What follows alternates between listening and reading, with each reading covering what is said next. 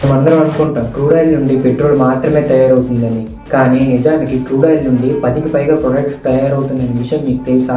ఏంటో చెప్పు సురేష్. అదేంటో తెలుసుకునే ముందు వీడియోని లైక్ చేసి సబ్స్క్రైబ్ చేసుకోండి ఫ్రెండ్స్. అయన్నొద్దు, పాయింట్కి రా. క్రూడ్ ఆయిల్ రిఫైనరీ ప్రాసెస్ చేస్తే చాలా ప్రొడక్ట్స్ తయారవుతాయి. అందులో దాదాపు petrol 35%, diesel, jet fuel, marine fuel అంటే పెద్ద పెద్ద షిప్స్ ఉంటాయి కదా, వాటిలో యూజ్ చేసే పెట్రోల్ నే మెరైన్ ఫ్యూయల్ అంటారు. ఇవి మాత్రమే కాదు, క్రూడ్ ఆయిల్ నుండి వ్యాక్స్, లూబ్రికెంట్, ప్లాస్టిక్ తయారవుతాయి. రోడ్స్ వేయడానికి ఆస్ఫాల్ట్ అంటే తార్ లో కూడా క్రూడ్ ఆయిల్ ని యూజ్ చేస్తారు. ఇంకా చెప్పాలంటే ఎల్పిజి గ్యాస్ అండ్ అలాగే లిప్స్టిక్స్ లో కూడా క్రూడ్ ఆయిల్ ని యూజ్ చేస్తారు. అంటే